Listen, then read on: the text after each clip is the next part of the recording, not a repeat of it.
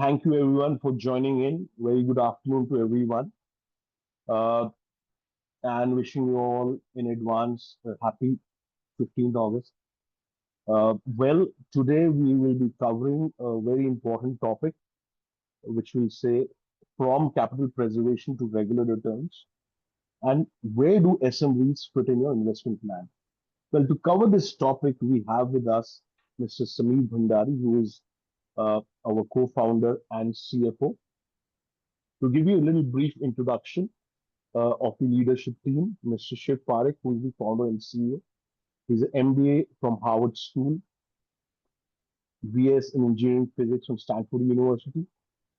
He's done his experience through City and Stanford Management, and he's all as well got awards from Forbes Asia under 30, Business World Disrupt 30 under 30. Uh, well, uh, we have as well with us Mr. Sameer Bhandari, who is the co-founder and CFO. Uh, just to give you a little introduction about him, well, he's a chartered accountant batch 1987. I am batch 1989. From 89 to 96, he was at Bank of America in Mumbai and then Hong Kong. From 96 to 99, he was part of UBS Singapore. 99 till 2008, he was part of JP Morgan Bank Singapore. June 2008 to 2021, where was his last stint. It started with Lehman Brothers, which further took over by Nomura Securities.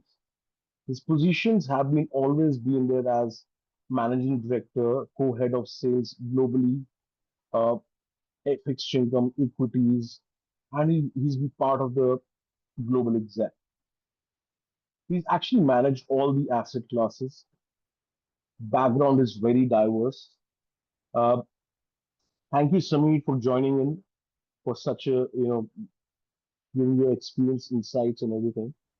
Uh, to start with about myself, my name is Abhimanyu Arora, one of the first employees at 8bits. Overall, 25 years experience. I worked with banks like HDFC, HSBC, DBS, and Kotak. I've done my graduation from Mumbai University and a participation course from IIM Calcutta. Uh, well, as I've already introduced Mr. Sameer, as he comes from background in diverse asset classes. So we like to understand, and for the people who have participated today, something since you come from global markets. If you give us something, let us know something about global markets, interest rates, and the tariffs, which is actually the topic of as of now. Sure. Thank you, Abhimanyu, and welcome everyone, and thank you for joining this webinar. Just talking a bit around global markets and what we are seeing, specifically in the US, the results which have been coming out of the companies have been very good. In fact, 80% of the companies have actually beaten their estimates, both in terms of revenues and earning per share. So the results have been quite robust, and especially around the large tech companies, which have been led by this AI revolution. And because of that, we are seeing the US stock markets doing quite well. The S&P today is up almost 10% year to date, and the tech index is up almost 11 to 12%. But we are starting to see some cracks in the US markets. The jobs data which has been coming out has been very soft. The jobless claims have been going up, and just finding a job for new graduates is becoming extremely difficult. And because of that, I do see a softening in the markets. And because of that, I feel the Fed will actually cut interest rates in September, and probably a couple of times more. So I do expect the Fed to cut interest rates by 75 basis points this year, and probably another 75 to 100 basis points next year. So the rates which are around 4.25, I would not be surprised if next year end, they're actually below 3%. That would not surprise me at all, because the market because definitely the US market is softening, and jobless data clearly proves that. So that's a bit around interest rates. Obviously, if that happens, I do expect India also to cut rates. India has, as we know, already cut by 100 basis points.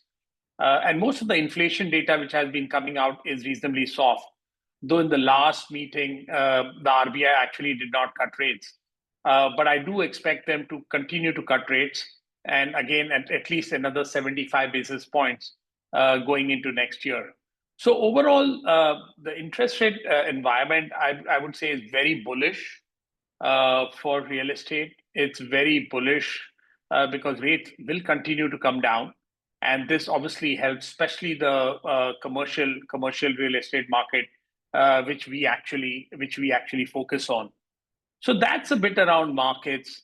Let me talk a bit around tariffs, and specifically for India. Uh, Obviously, President Trump has slapped 50% tariffs on India. 25% initially he slapped, and then he slapped 25% more, saying that we are buying Russian oil.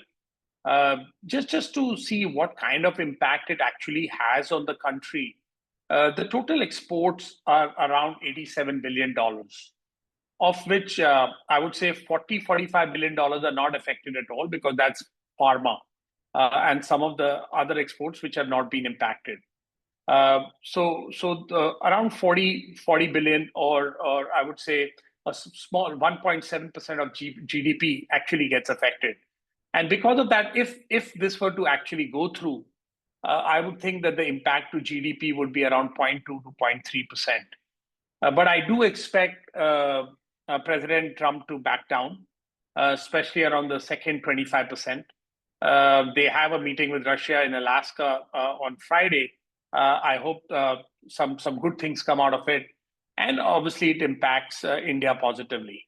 But whatever happens, I do feel India is very resilient, I'm very confident that India will come through this. Though the short term pain might be there, especially for some of the small businesses, gems and jewelries.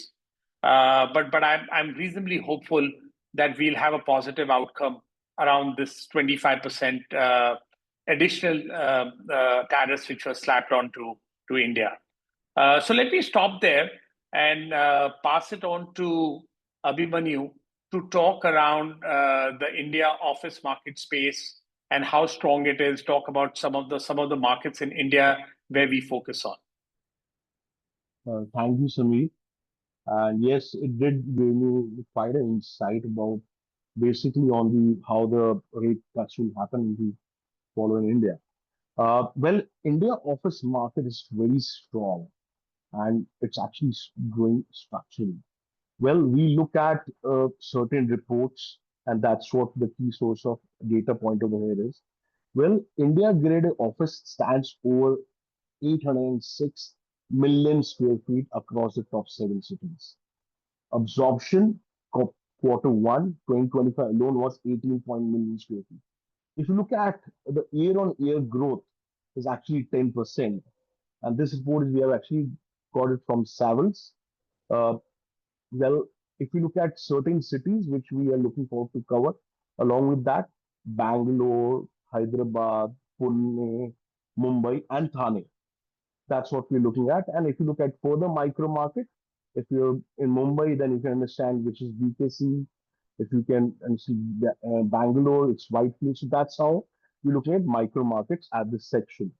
We of course look at only grade A asset gaining preference by MNC, BFSI, ITS, and flex space operators.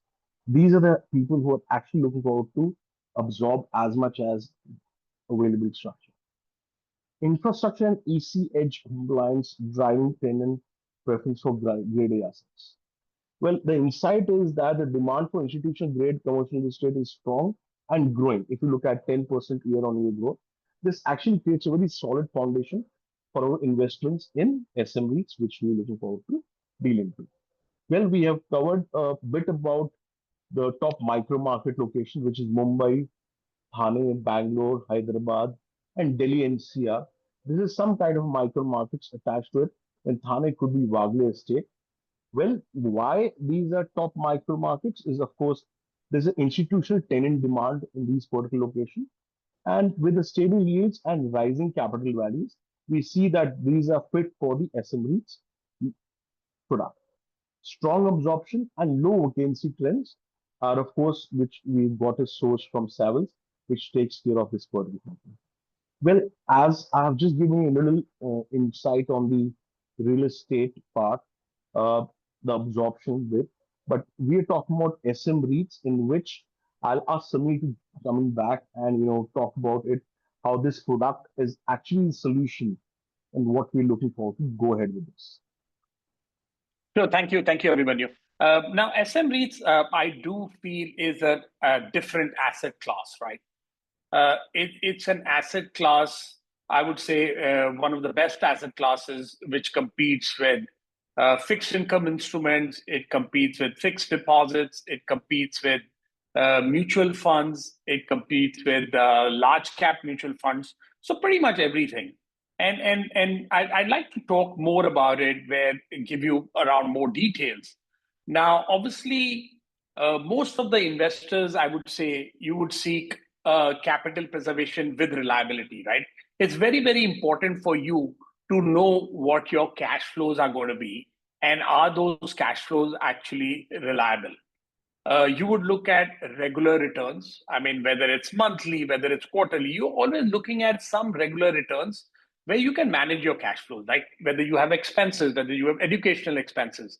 You need certain kind of cash flows where you say, okay, I'm going to receive so much amount, and I know I'm going to use this amount to pay these expenses. And that, I think, is extremely, extremely important. Um, Obviously, in SM REITs, you get very stable rental income to balance the volatility in equity markets.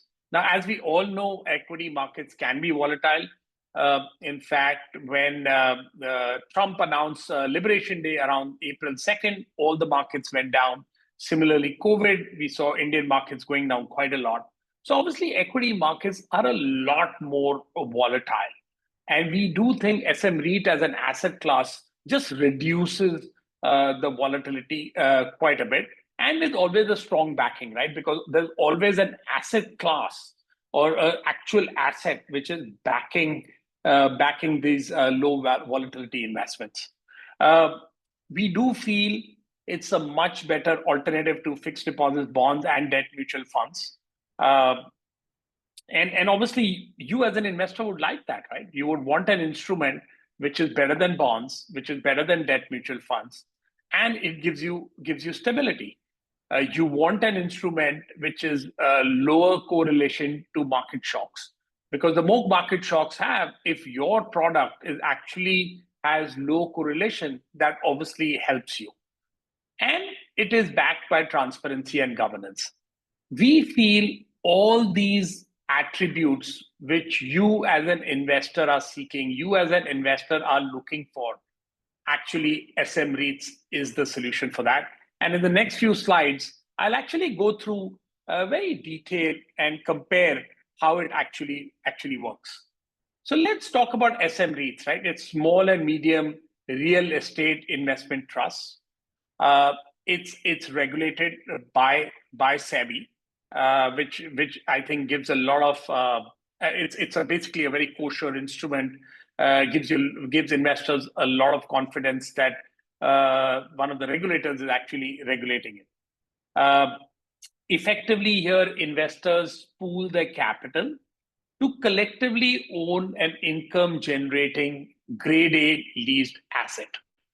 Now, when I talk about asset, it could be a commercial building, it could be a warehouse, it could be a school, it could be a hospital, but it's an asset which is commercial. It gives you regular income on a quarterly basis. As I said, quarterly income, plus, of course, potential long-term capital appreciation.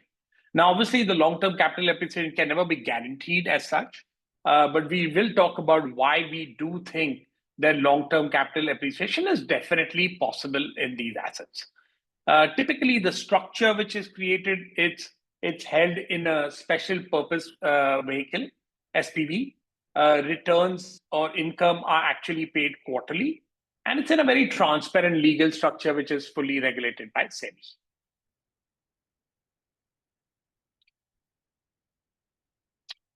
Just a bit more around the asset class, since it's a new asset class. We expect IRRs of around 13 to 17%, not guaranteed at all, of which I would say 8% or 8.5% is the rental income, which you will get on a quarterly basis. This will be since this is a leased out property, this 8.5% is well known in advance because we'll have a leasehold agreement with the tenant. It's only the balance, I would say 5 to 6% is not known. But we do feel, given the rental escalation we have, typically it's 5% per annum or 15% in 3 years, you should expect some kind of appreciation. Now, whether it's 4%, 5%, or 6%, obviously time will tell. But we do feel that as asset managers, we do identify the right properties and you will get the capital appreciation. In fact, a case in point being, we've just exited an asset very recently where we gave an IRR of 14.5%. So obviously the investors are reasonably happy, and we do expect some of our other properties which we are also looking to sell to give anything between 14 and 15% IRRs, which is a combination of the rental income you receive and the capital appreciation you get. In this case, you will get quarterly cash flows. Unlike bonds or debt mutual funds, some of the funds may only give you yearly. In this case, it's quarterly. And it's ideal, I would say, for long-term focused people who are focused not only on income, but are also focused on getting some kind of capital appreciation. In this case, the minimum ticket size is 10 lakhs. And we do expect this ticket size to come down over time, as SEBI mentioned, and SEBI wants more and more retail participation in this asset class. Next slide. What we tried to do here is be very, very objective of how the returns work for SM REITs, the new asset class which we've created, fixed deposits, bonds, and bonds can be AAA. I'm looking at AAA and AA plus bonds, and some of the debt mutual funds. And this effectively gives you a synopsis of how it works. As you can see, the returns, especially if you take the capital appreciation into account, is a lot better than fixed deposit bonds and debt mutual funds. It's quarterly income, so you get regular cash flows. The market risk we feel is low. And I would say the only real major real risk you really have is, for any reason the tenant leaves, though we have some time to find another tenant, if for any reason we can't find the tenant or that finding the tenant gets delayed, then for that period of time, the lease is vacant. And that's really the risk there. But other than that, you still have a real asset which you own. So that kind of risk is never there. And we try to mitigate these risks by having long-dated leases, trying to find out more whether the lessee is going to be going soon. But in some cases, you can't control these situations. As I mentioned, this is regulated by SEBI. The entry is around 10 lakhs, and risk is fairly low.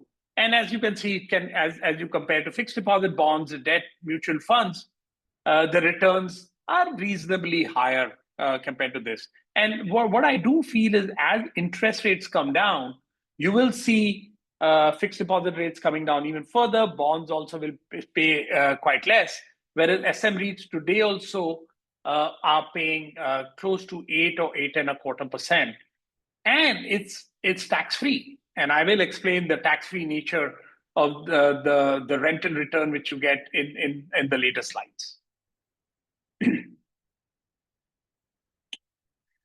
So as I mentioned, it's ideal for investors who want steady income. It's backed by a real asset.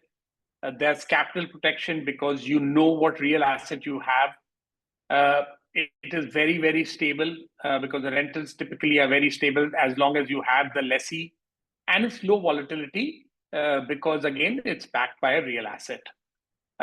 It's good for professionals who want to build long-term corpus. It's good for H and a high net worth individuals. It's basically good for people who want regular income, who want less volatility as compared to equity markets. For retired people, it's also a very, very good source of income. In this case, the rental which you will receive is going to be tax free because the way we are going to structure it is going to be as repayment of capital. So, for example, if you invest 100 rupees and you get 8 rupees rental income every year, your capital will continuously go down by 8 rupees. After 5 years, your capital will be at 60 because you would have received 40 as repayment of capital. And when you sell the asset, assuming you sell the asset at 125 rupees, the 65 rupees will be long-term capital gain for you. So it's a reasonably tax efficient structure. And for retirees, it's also very good because you get regular income where you don't really need to pay any taxes at that point in time. Next slide, please.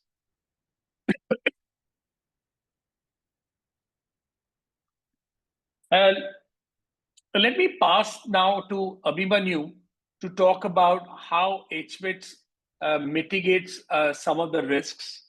He'll also, I spoke about tax also, so he'll just go through some of the other points. Sure. Thank you, Sameer. We look at certain concerns which is mentioned as tenant default, and how do we mitigate that? By only choosing graded tenants with a rental track record. Vacancy risk is basically we happen to get tenants which have 3 to 9 year lock-in leases and diversified assets. Liquidity, it's listed on a stock exchange, could be on a BSC or NSE. It's an over-the-counter trade. Tax on rentals, tax-free, targeting 8% tax-free returns, which Sami is actually covered. If required, we can surely cover it again. Uh, Transparency, very much because it is regulated by SEBI, so it's very clear, transparent, and disclosures are very, very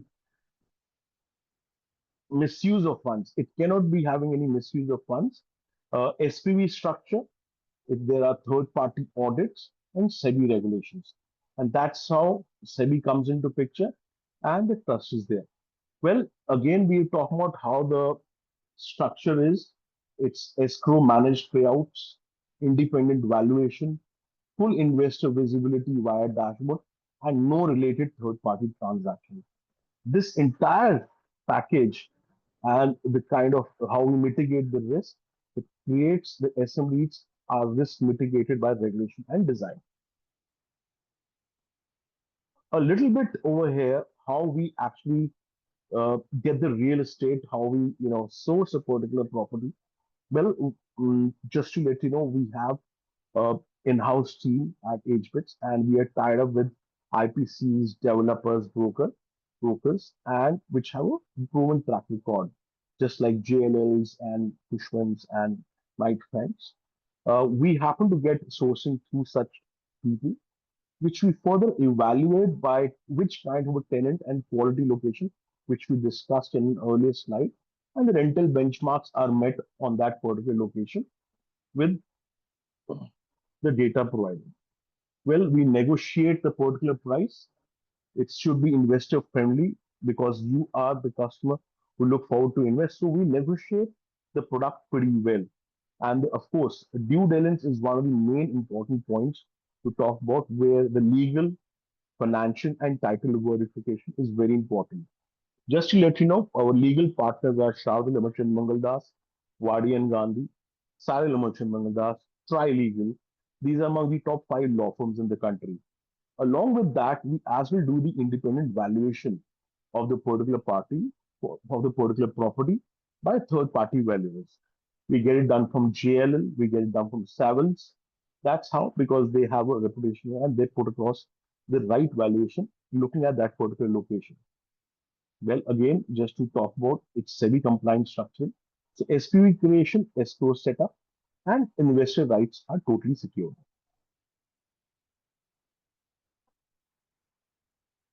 Well, Samir, I guess we are about here. We can just start taking the question and answers from. Sure. Just before we go there, uh, Mhm. I just wanted to summarize the overall discussion. It's a new asset class which is being created. Um, it's regulated by SEBI. We will be coming up with what we call small and medium REIT IPOs. So every property will be coming out. We will be coming out with an IPO.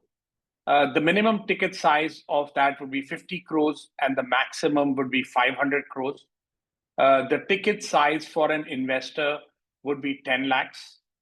It would be listed on the BSE or the NSE, and this would be regulated by SEBI.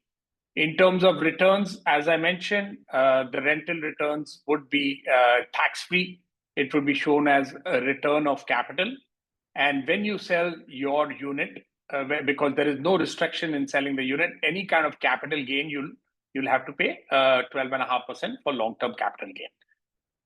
If you compare it to other asset classes with the IRRs, which we think we can achieve, we do feel this is an extremely good asset class as compared to all debt mutual funds, fixed bonds, fixed deposits, and even large cap mutual funds, which typically give you 11 to 12% returns over a long period of time.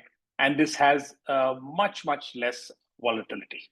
So let us stop there, and we will start taking the Q&As. We have a lot of Q&As which are already there.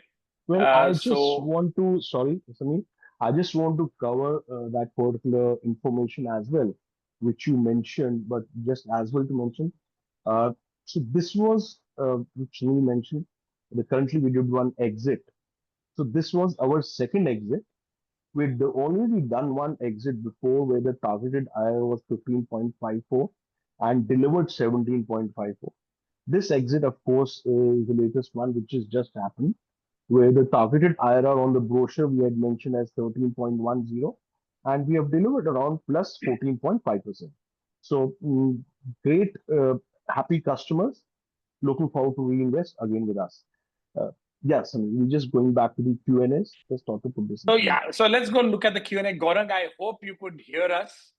I just saw your thing, but I hope you could hear us. But this recording will be on our website, and this presentation which we have will be sent to you also.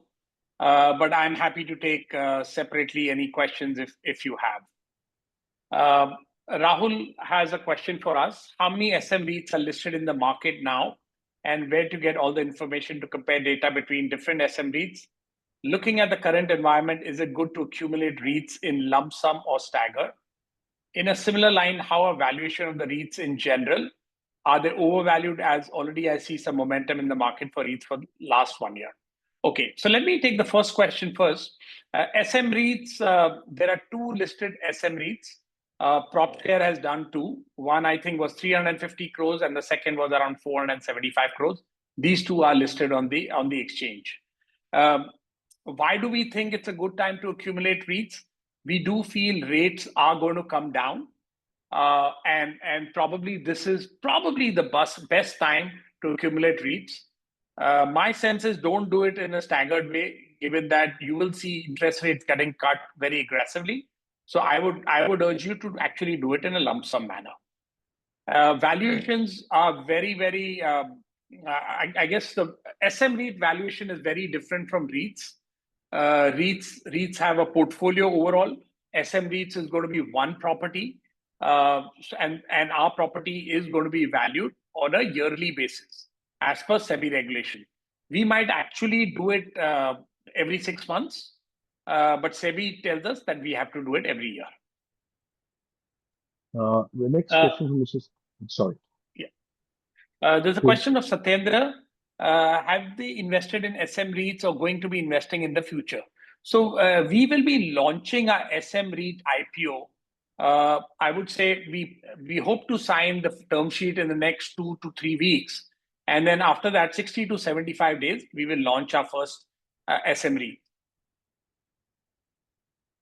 AB? Sure. So there is a question from an anonymous attendee. Why are the yields more than normal big REITs in the market, 8 to 9% or versus 6 to 7, where the underlying asset is the same? And the second is why commercial real estate is not appreciate much compared to residential. We see a great residential market cycle to the last 3 years. Prices are 70% up. All listed REITs either the same like Embassy or up by 20%. So no, this is actually a great question. So let me Mhm. take the first question. Um, so because we identify our properties are smaller as compared to REITs, and REITs have, typically most of the REITs are actually run by developers. So Embassy has its own REIT, Raheja has its own REIT, and their expenses overall are also a lot more higher. That's why the yields are a lot lower. Plus, they leverage a lot of their assets, which we don't plan to do. So our yields will definitely be at least 100 to 150 basis points higher than. If we talk about appreciation, residential and commercial is very different. Commercial real estate works on what we call cap rates, and cap rates are based on interest rates. And the IRRs which you typically will get is the rental income, say, which is 8%, and any kind of appreciation because of rental escalation, you'll actually get that. So expecting 40% appreciation in commercial is rare.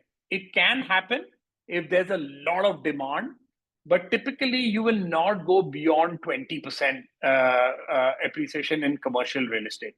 In residential, what happens is the rental yield is extremely low. Typically, you will get 2.5%. And then it's like a cycle, right? Where 5 years or 3 years, it may not move. And then it moves up by 25-30%.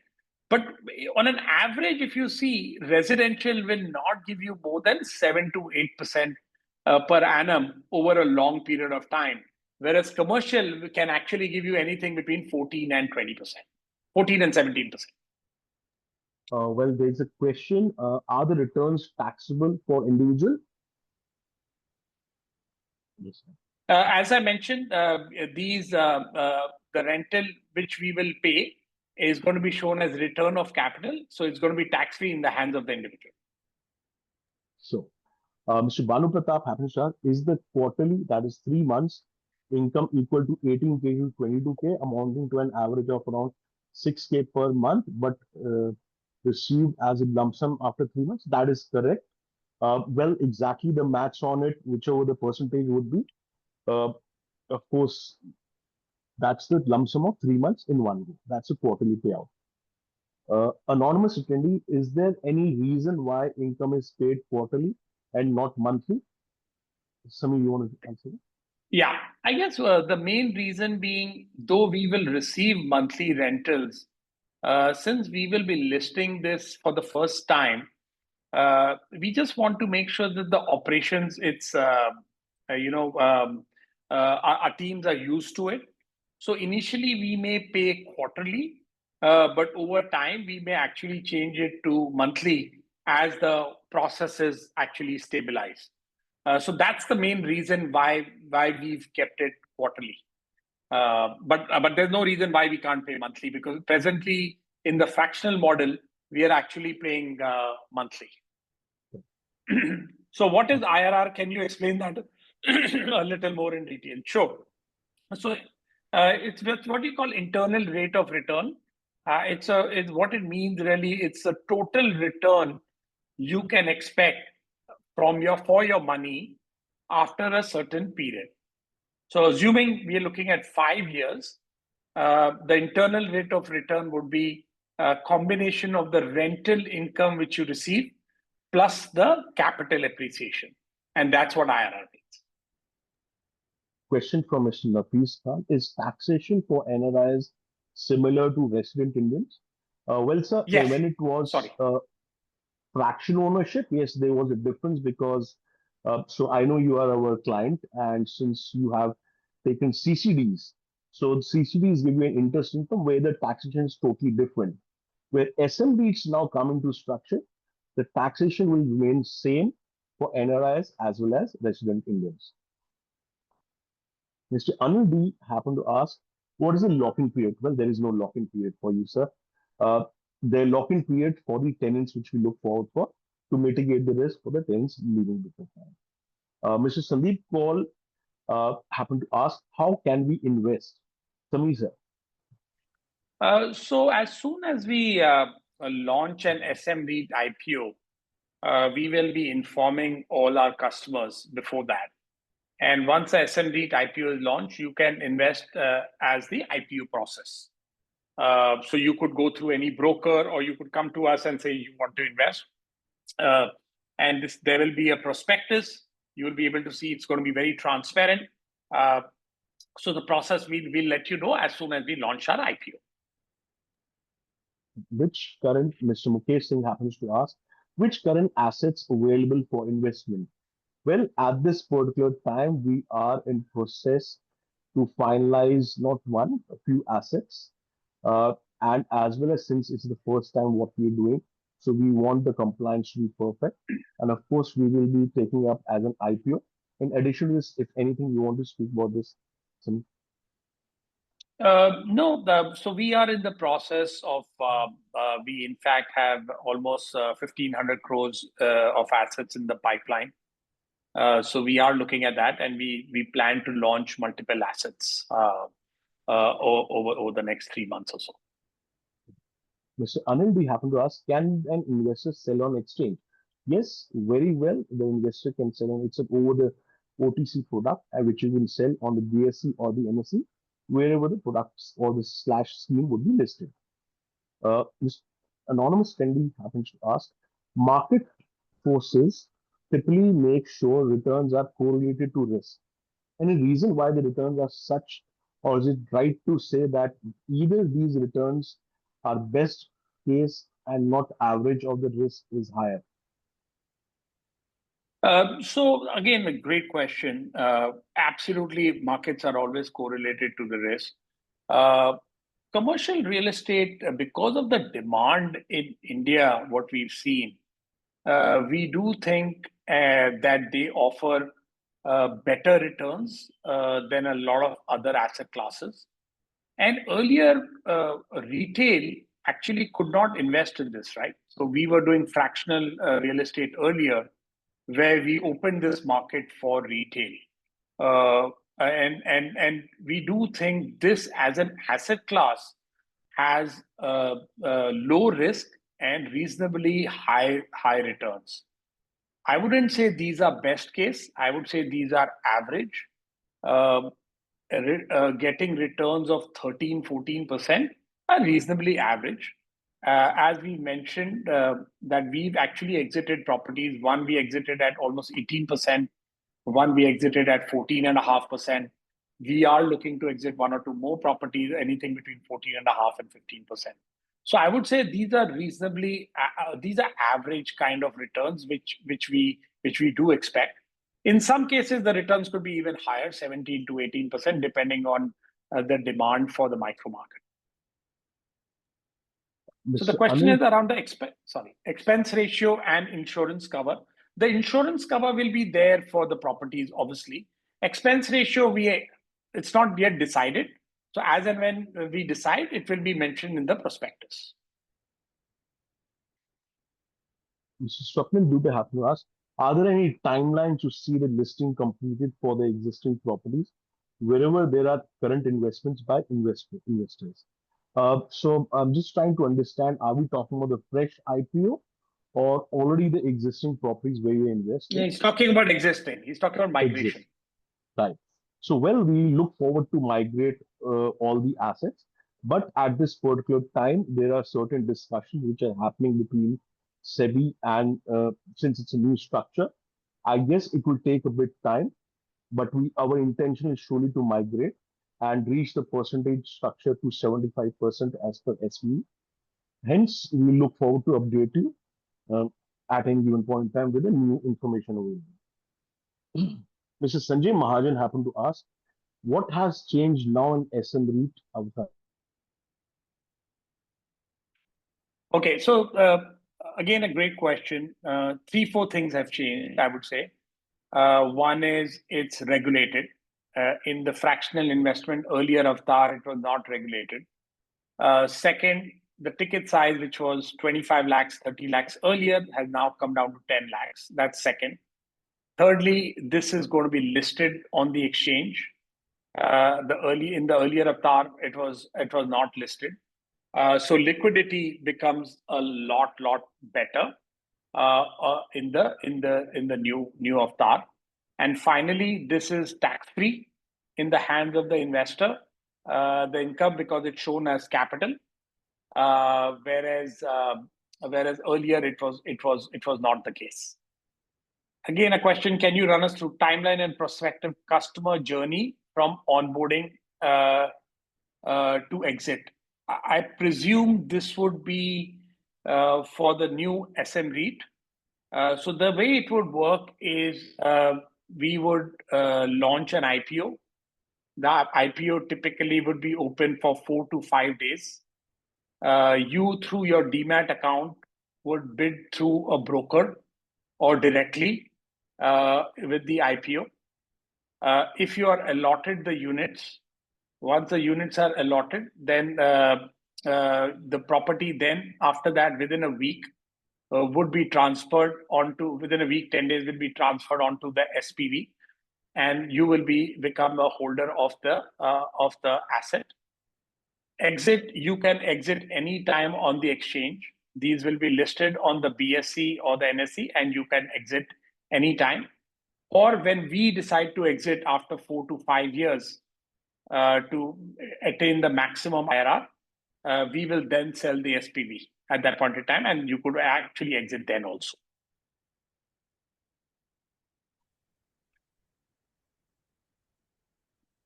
So the Mr. question is, Mohammed Faisal, yeah, please. sorry, go ahead. Mr. Foreman, when are you planning to float your first SM REITs? So we plan to, like I said, we are looking at signing a term sheet, I would say in 2.5, 2 to 3 weeks. And once that happens, after that, the process takes around 60 to 75 days to launch our first IPO. Mr. Aru N happens to ask, what's the buying process and document receipt for an investor? What will be the liquidation process? So again, we'll be filing an IPO. As you subscribe to any IPO, you'll need a demat account. Once you have a demat account, you can apply for the IPO either offline or online through any of the brokers, or we'll be always there to help you. Our sales team will be there to help you to make sure you can apply. Liquidation process, you can just go into the exchange and sell through a broker anytime. Mr. Sharat Singh happened to ask, how do we apply for this? Yeah, we mentioned that now. Yeah. Same question. Anonymous, when will the IPO come? Are you bringing this as a discount, keeping something for investors? Once you exist, what happens to the SM REITs?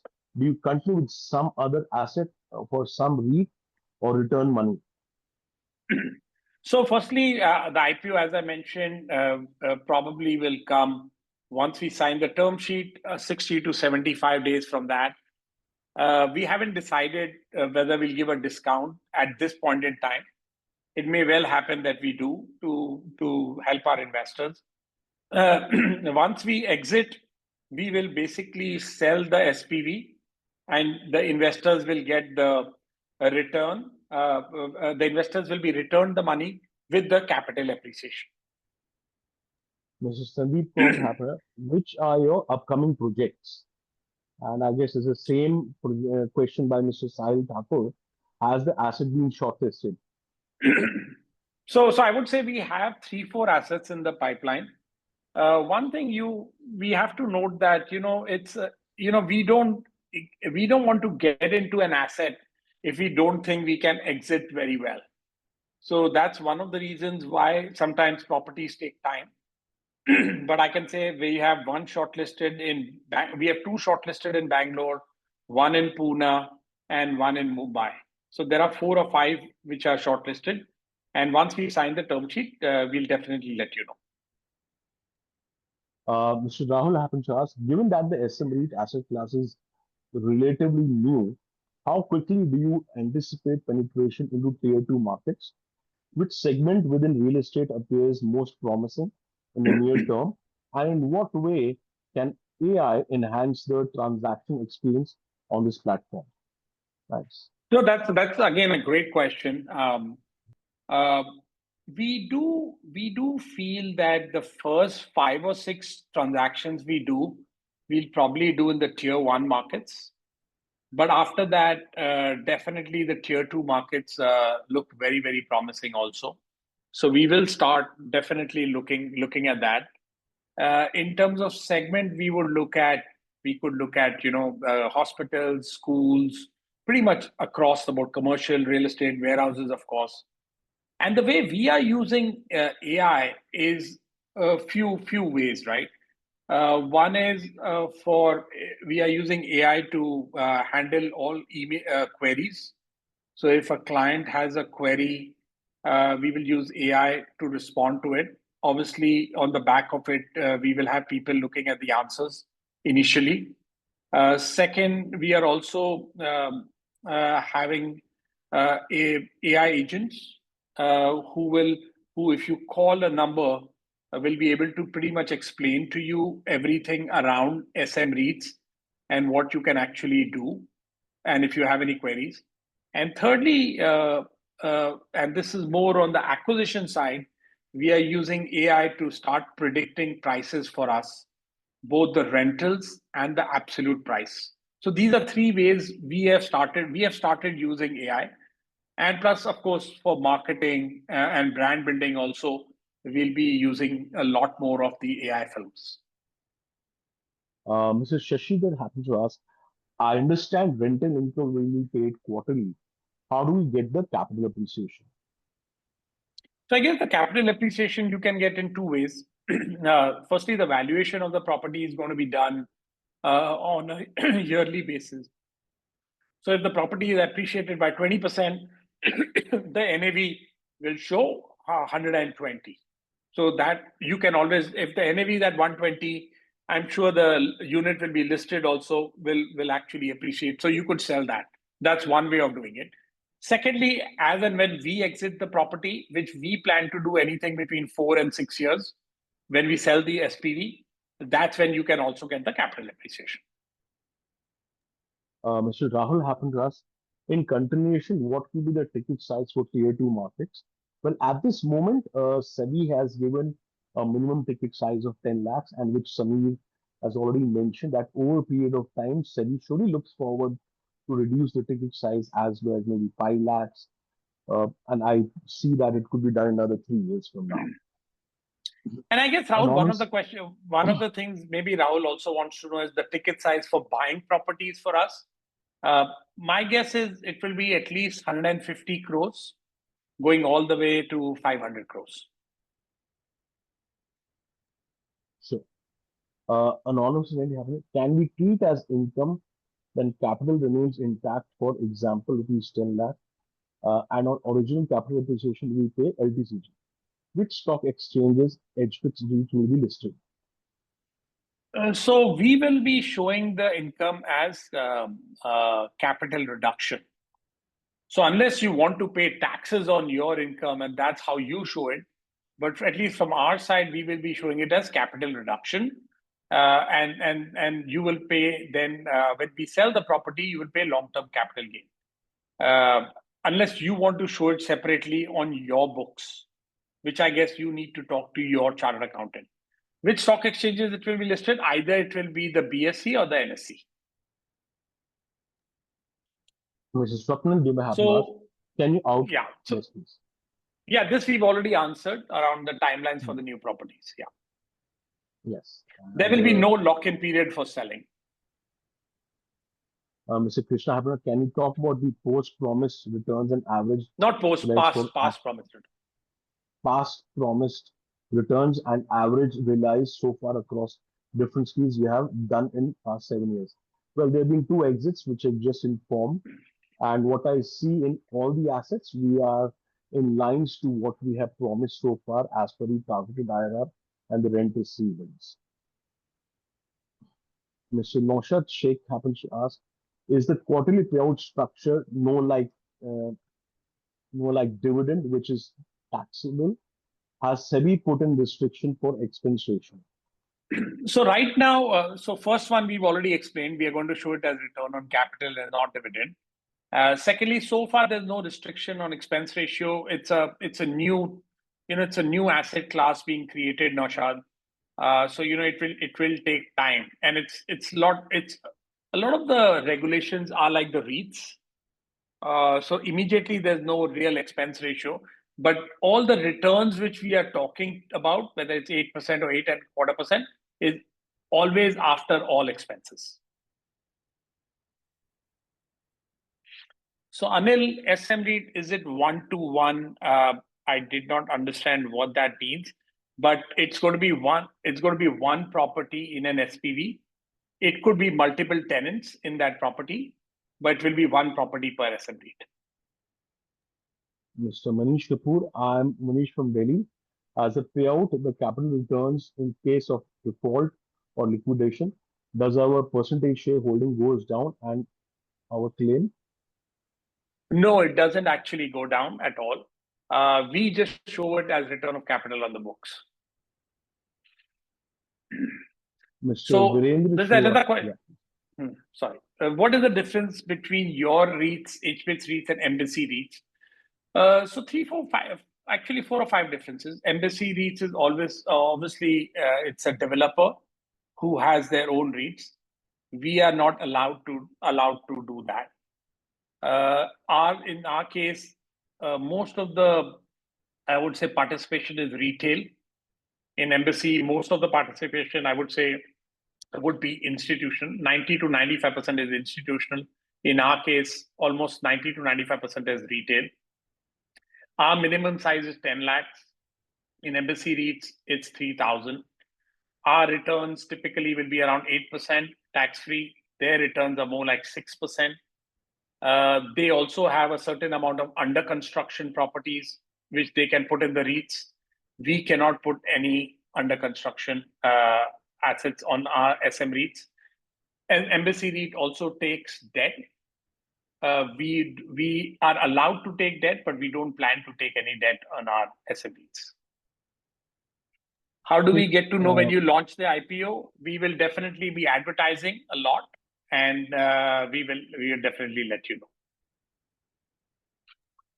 Mr. Sandeep Paul, how can we exit on the exchange itself, as discussed earlier?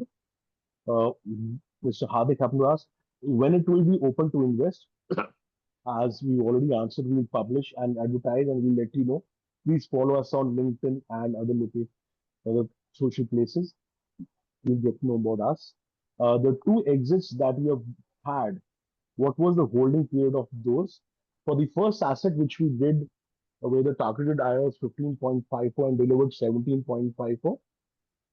And practically the second, both the assets, the holding period was around 3.5 years. Mr. Navees Khan happened to ask, in which city is the first SM REIT by HPS likely to be launched? Well, we are under discussion and scouting about the particular right kind of property. Hence, we'll surely let you know. But yes, it is among the top locations which we mentioned earlier in the slides. What is the lock-in period premature without? So, Mr. Srinath Prasad Hanuman, what is the lock-in period? Premature withdrawal. There is no lock-in period. You can over the counter at any given point in time, exit at as per your choice and requirements. But it surely would attract, you need to look at your taxation at that particular time. If we have already surpassed the 1 year and you look at the valuation going up with NM.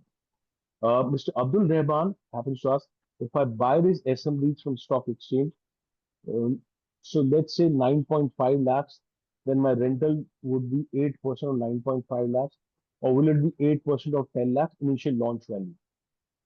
Well, it will be the, yeah, please. Yeah, it will be, I guess, when you buy it for 9.5 lakhs, that means you bought it at a discount on the 10 lakh unit. So you will continue to get 8% of 10 lakhs. Okay. Mr. Ajay Bansal happened to ask, how about capital gain tax treatment on rental or at exit? At the time of exit, where the capital appreciation happens, so there is a LTCG on the difference of the amount, which is at 12.5%. Uh, so Saraswat KP investment process. Well, we'll let you know about that. It's basically how you apply for the IPO and a similar lines. The investment has to be done. Anonymous attendee, the interest rate cycle is almost at the end or max another one cut. So maybe the price is already adjusted. What is the realistic appreciation percentage for commercial real estate? We have not seen almost anything in last 4 years for embassy, group, etc. Just a question for you. So firstly, the interest rate cycle, if you ask me, I think in India, my guess is you will see at least 2 or 3 cuts going into next year. And given the tariff pressure, given that the CPI has come out quite low, I do feel there'll be at least 2 cuts, if not 3. Uh, so I can't comment on the Embassy Brookfield commercial real estate, but I can tell you we have seen a lot of capital appreciation in our portfolio, and we do expect the appreciation to be anything between 5 and 7%. Obviously, again, I would put a caveat: there is no guarantees at all, but that's what we at least would endeavor to.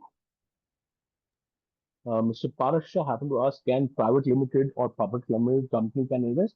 Well, any individual or non-individual, resident or NRI or foreign citizen who is able to open a demat account is ready to invest and can invest with these SM REITs.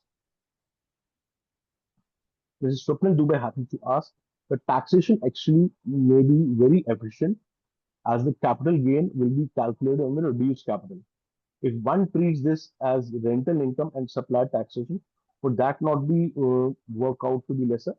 Well, sir, just to give you, Mrs. Swapnil, an information, I did a basic calculation on 100 rupees, and taking into consideration 9 rupees payout every year.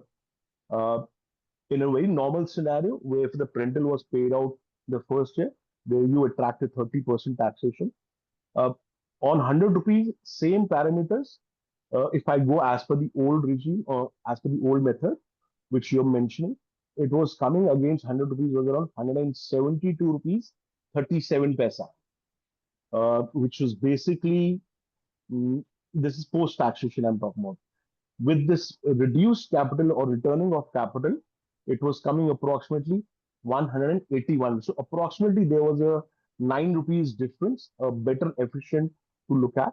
And again, I'm saying 9 rupees post tax. Anil, Edgewich is a broker. No, so we are the manufacturers of the product.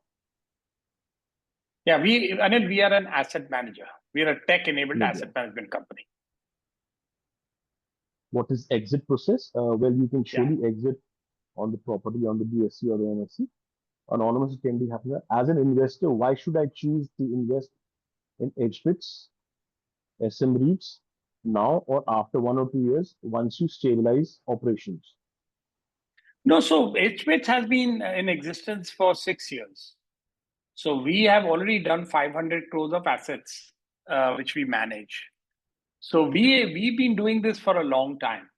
It's just that now SEBI is regulating everyone, and we got a regulatory license first of April. So you can start investing immediately. It's already like I said, we've been in existence for 6 years.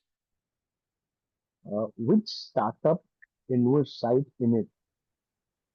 Sorry, I didn't understand this. If you could just explain by writing another question. Exit process we've spoken about. We've already spoken. Mr. Satish IPO, Kanade, this will be an IPO. Yeah. Mr. Saraswati, any hospital asset? Yes, we are scouting. It could be, as Sami mentioned, it could be hospital, it could be school. We could look at warehouses, but currently at this moment, I guess we are coming up with a commercial offers, please. Any lock-in period for, or you can exit anytime. No lock-in period, you can exit at any given point in time over the counter. Are you planning to bring current REITs properties to SM REITs? So the migration we'll do it at a later stage, which we're definitely looking at that also. Please provide contact number, email ID for further assistance. Well, sir, you have my spelling. You can just keep it and you can surely reach out to me through LinkedIn. You have my contact details over there, and more than glad to take your queries and speak to you directly. Through whom one can buy REITs units? Only from SEBI registered broker or mutual fund advisory or any associated with your company. Well, any distributor whosoever is associated in distributing this particular IPO through your net banking could be a form. All this information will be provided to you when we launch this particular product. Indeed, much before we let you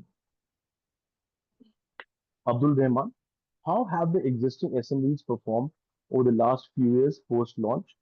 What has been your analysis? Listen.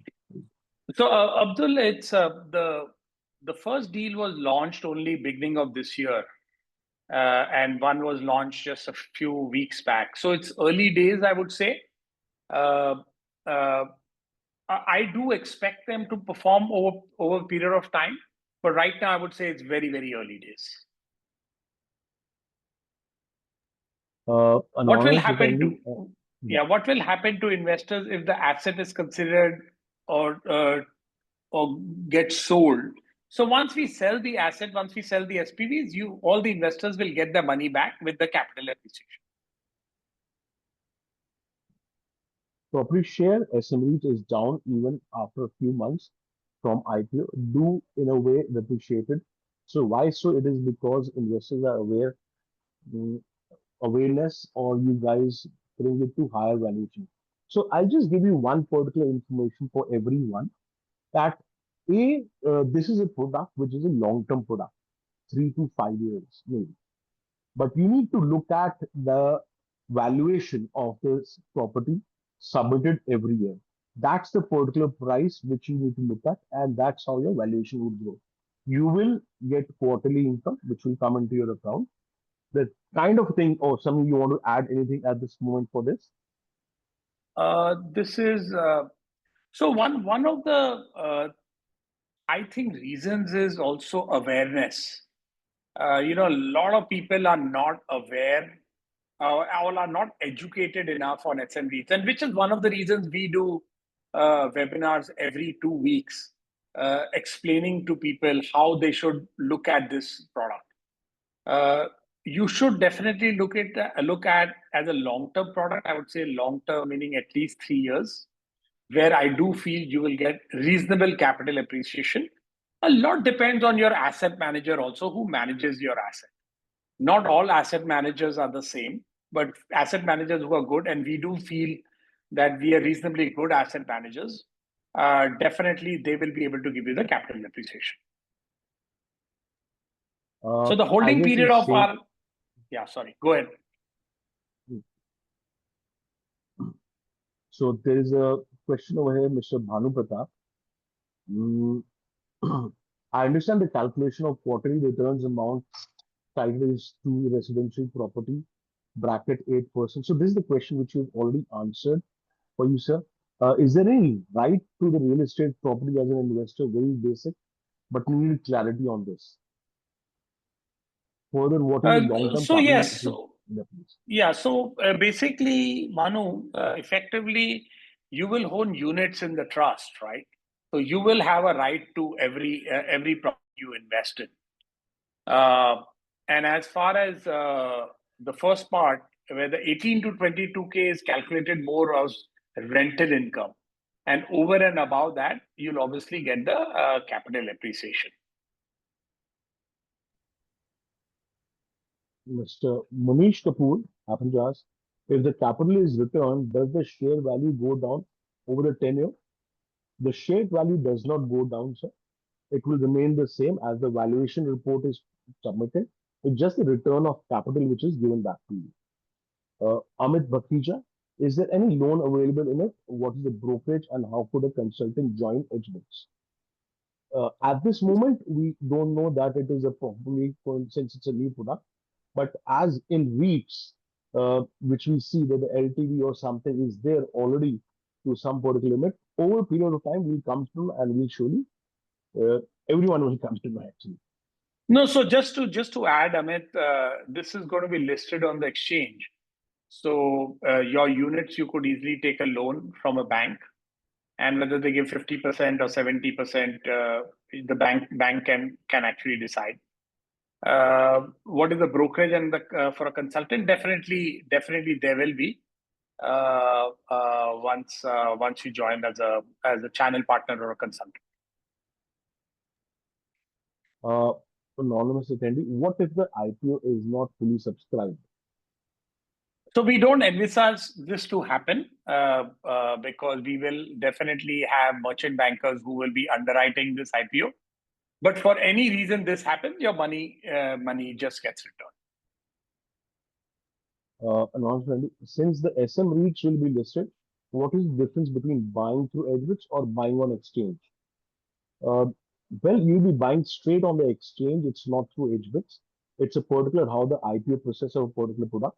There's going to be no difference at all because the product is any which way is going to be listed over there. So it's the You sign same up as to it, buying. So same. when Reliance first came up with an IPO, you could either buy the IPO or you could buy it on the exchange. Now, if the exchange the price is trading higher, then you just pay the higher price, or if it's lower, then you get the benefit of that. Swapnil, do they happen to ask? At the time of exit, will the performed fee, Performance fee, uh, it's performance fee. performance fee that HBITS charge be calculated on the original investment amount or one at the time of exit? What is the capital adjusted to make the rental proceeds tax free? So I guess in this case, we haven't decided what the exit fee will be, but it could be just a fixed percentage where we say, okay, this much is what we will charge on exit. But as of now, we really haven't decided. Why exit after 5 years? Well, the product is defined in a fashion that we will look forward to exit only in the consultation. But yes, if it is a long tenure, 10 years, 15 years, a product can continue for 10 or 15 years. That's not a problem at all because any which way the yearly valuation is submitted on the exchange, which you can truly take exit as per your choice any given point of time. Mr. Rajesh Maratha Happinger, what is the maximum investment tenure? Mm, just answer the same thing. You can invest and keep it for the entire tenure. And That's not a problem, yeah, sir. just effectively, Rajesh, it's like perpetual capital. So if we decide not to sell it and you don't want to sell your units, you can just keep it forever. Will this IPO work like other equity IPO? What if the demand is higher than people and get allocated on lottery basis? Which online broking platform allows us to buy small online, SM REITs online? Do broker like Angel, Zerodha provide option to buy and trade online? Yes, Well, the answer is this is going to be like any other equity IPO, and if the demand is higher, then it will be allocated on a lottery basis. And yes, there will be. I'm sure that we will tie up with online broking platforms to make sure that you can also buy through them.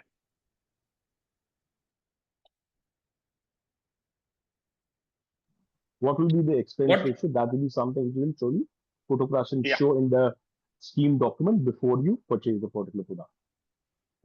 Great session. Between, I think, appreciation more than 3 to 4% is hard. Depends on location, and I'm with you on that, sir. But we have seen that how things can change. So let's see. We will have some pointers attached to it. Looking forward for best returns for the customer itself. That's what I'll say. In fact, I actually beg to differ when you say appreciation more than 3 to 4% is hard.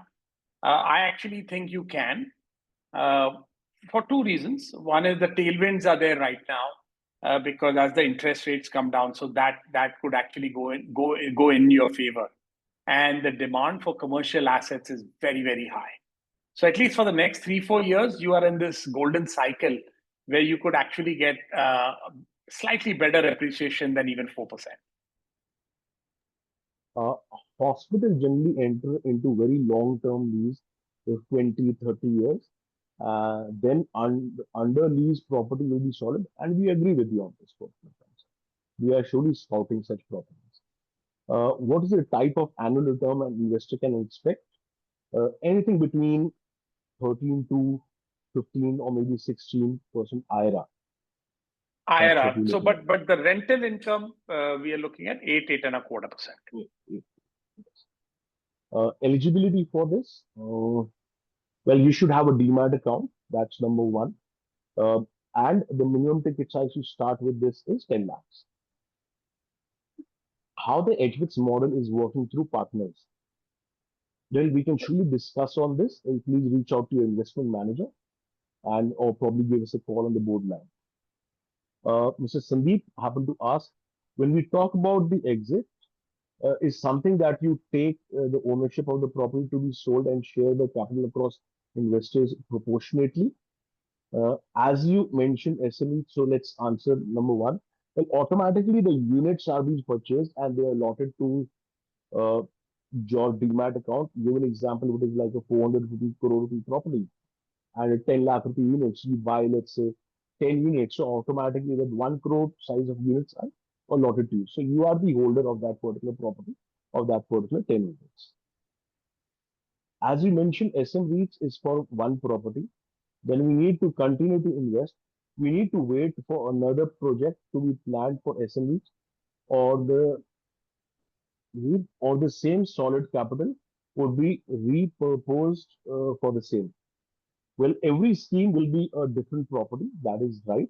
But yes, there could be a mix of tenants could be in the same property. Yes, that is going to be similar for the same cases. But it's going to be one property, one SM REIT scheme. Past performance on completed projects, which I've just mentioned. We have done 2 exits and overachieved, and a successful exit has happened.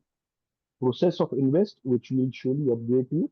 You should have a demat account and uh, ticket size of 10 lakhs, as well as just reach out to us, any investment manager. We'll be more than glad to let you know how the process will be done.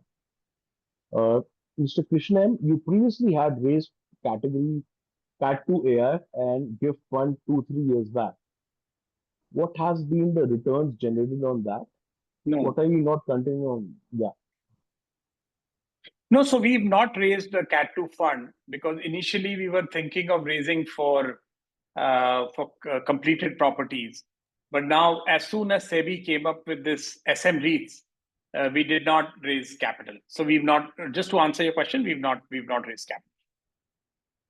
Mr. Rahul happened to ask, thank you for answering my question. Insightful session. Yeah. Wishing all the participants very happy Thank you, Independence Rahul. Day. Thank you, Rahul. Is there Yeah. any, thank you. Mr. Anil, is there any agreement with the investor? Uh, Same how the IPO process is, all the key information document is shared with you, and the units are being given to you into your demat Yes. account. So just to answer, Anil, there's no agreement with the investor. You just participate in the IPO.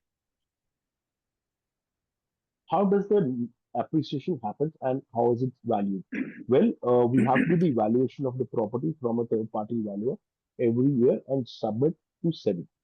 And that's how the valuation comes into picture and affect the NAVs year on year. Anonymous attendee, do each SMEs have an option to show rents to be distributed as capital prepayment first and later as rental income distribution? If SM REITs sold in less than 1 year, then what would be the taxation? Will it be 20% as short-term capital gain? Uh, so in this particular person, yes, there will be short-term capital gain tax if you sell it before 1 year, if the appreciation is there in the particular property. You're right. In terms of the first question which I mentioned, show rent. So currently we will be showing as capital repayment. In future, it will be only appreciation of the property. There is no rental payout structure which will come into this particular thing. So it will be only LTCG, which is long-term capital gain tax on the property appreciation. How do investors know if the SME trustee has taken debt or not, levered or not? Well, every scheme is actually, as you know, it's a product which is SEBI compliant. So we have to disclose each and every agreement in the public. And in yes, Samir, you want to add in more point because we come from the compliance No, branch. no. So from a trustee perspective, you'll be given all the information. So everything will be disclosed very, very clearly to you. If we are not taking leverage, dash debt, and also no money invested in under construction, then appreciation will be much less than normal REITs. What is your experience of appreciation in the last 5 years? If in terms of appreciation, can it be better if the future or same on? Yeah. So as we mentioned, Rahul, we've had a very good track record. We've sold two properties. One was an IRR of close to 18%. One was an IRR of 14.5%. And these are both done with no leverage, and both less than 5 years we managed to sell. So I think it's how you identify the properties, how you identify the micro markets. I think that's very, very important. And we do feel as asset managers, we do a reasonably good job. So we are reasonably confident that our appreciation will be a lot better than REITs.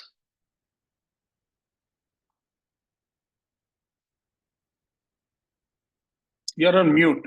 You're on mute. Sorry. How much percentage of one portfolio should be invested in REITs, uh, in with SM REITs for a common working guy between age 30 to 40? I So guess I some I would I guess I would say it depends on your risk appetite. If you are happy to take a lot of risk, then you say you invest a bit less, right? Say you put 20% in REITs and 80% in equities. If you want more stable income, if you want to know that income is going to come to you quarterly, uh, then I would say then you can go as high as 30-40% also. But it all depends on what your goals are. It depends on what your risk appetite is. That's very, very important because this is a product which I personally feel is better than fixed deposits, is better than debt mutual funds. Uh, and the real risk is only if the tenant leaves and we can't find a tenant to fill in for some time. That's really the main risk. But otherwise, it's always backed by a real asset. So you could go as high as 40%, and you could go as low as 10 to 20%, depending on your risk appetite. so. Mr. Virendra Srivastava has asked how to start investment. What is your perspective? You answered that. I'll be running quickly on the questions. I guess we already passed 20 minutes, but we'll just cover all the questions possible. Hardik happens to ask, is it company able to buy? Yes, company can invest in the property. Mr. Sandeep Kaul happens to, under which condition you consider the SVU to get sold? Mm, I did not It's basically understand. once we get the capital appreciation, we will then sell the full SPV because the SP will be holding the asset. Yeah. Yeah. When will be the next time? I joined a little late. So please, for everyone, we update our website on regular webinars. Please have a visit at hpix.co and you can register from the website over there and come to know on the upcoming webinars. But typically, Rahul, Mr. it's every 2 weeks. Everything. Mr. Abdul Rahman, is there any major damage to the building? And do all the investors need to add money to fix the damage?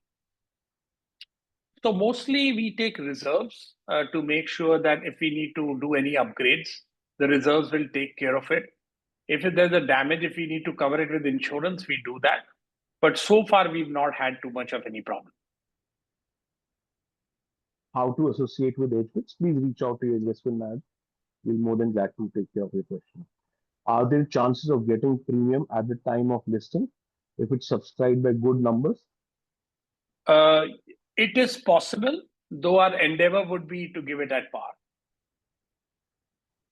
How to get enrolled with HBITS? Please visit the website hbits.co. You will have a login section over there. Reach out to your investment manager. Numbers will be given over there. Please, can I get recording of I join? Yes, surely. We will be sending across this recording the webinar to each and every person who is registered. Can there Plus, be a plus, transfer of plus there will be a recording on the website also. yes, and the YouTube channel as well? Can there be a transfer of ownership between two customers who subscribe to the IPO? Yes, of course.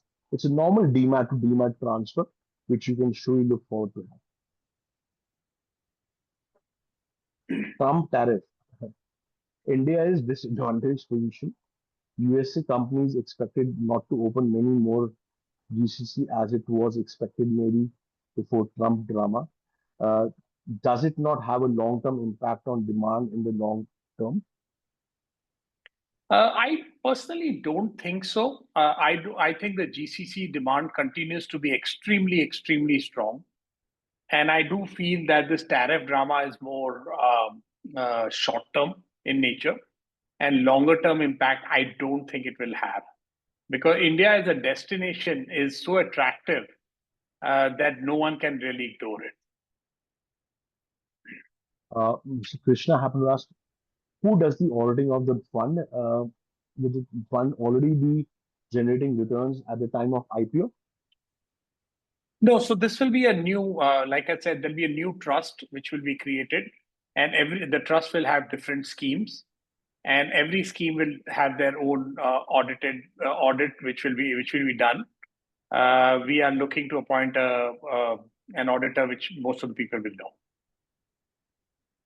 Mr. Jagmohan happened to ask, to generate superior returns and to create long-term returns for 30 years given on rent, the chain of hospital is the best tenant maintenance stay to the hospital. When I maybe these 30, 80 to 20 and 15% fees every 3 years will generate very super. I agree with you, and it all depends again on the brand of hospital, as well as depends on the basic negotiation at the early part, how we do, and of course the evaluation of the property. If you look at all the particular things are same, just one thing is different. Hospitals and school would be for a properly longer term investment. Are SM REITs allowed to be pledged on the stock exchange? We'll come to know in due course of time. How much experience you guys, the team has in this field. So just to let you know, as I've already given introduction of Mr. Sunny, he comes from financial background and all particular information available. Uh, just to let you know, this company incorporated in 2018 late, started operation 2019. This is the fraction ownership business which turned into this, as well as to give you information about as Mr. Shiv Parekh. So, Sunny, you can talk about the Yeah. So Shiv comes from a commercial real estate background. His family builds commercial real estate and has German joint venture partners, and they've been doing this for 40 years. I come from banking, and I've been a very large investor in real estate across India, Singapore, and New York. So, and plus, I used to manage very large teams, and we would do funding in China, India, and across the globe. So why don't we take one or two more questions? One or I two see there are questions, still because it's 30, quite 40 late more now. questions. Yeah. So let's take a couple more. As of today, among all the properties you manage to manage, what is the lower IRA you are sitting on or had? How many properties would you have less than 10%? None at this moment. We've always seen achievement in the, as I mentioned, about 2 exits, and as well to talk about the current properties they were working on track. So I've seen a few questions. I'm just going to summarize it, and we can close this webinar. Effectively, this is an IPO. You can subscribe into an IPO. Capital appreciation you can expect is anything between 4 and 7% annual. Tenant replacement, if the tenant leaves, we will be responsible to replace the tenant. If you HBITS is not a listed company. We are a unlisted company. We have done a Series A. We are now looking to do a Series B. So someone said how to purchase HBIT shares, so that you can approach us separately. And yeah, most of the pretty much everything we will manage of the property. We are a tech-enabled asset management company, and we plan to take in the next 3 to 4 years our assets under management to 10,000 crores. So let us stop there. We'll be doing this webinar as Abhimanyu mentioned, every 2 weeks. And if you have any questions, do reach out to us on our website, or to Abhimanyu or to me, and we'll make sure that we answer all the questions. Thank you so much for spending almost 1.5 hours with us. And we look forward to interacting with you. Thank you. Thank you very much. And surely more questions is basically that means that there's more of communication, and that's a great motivation for us. Thank you for joining us for this particular webinar. Looking forward to see you in another 2 weeks with a different topic. Thank you very much. Thank you. And Thank you wishing so you much. all a very happy Independence Day. Thank you.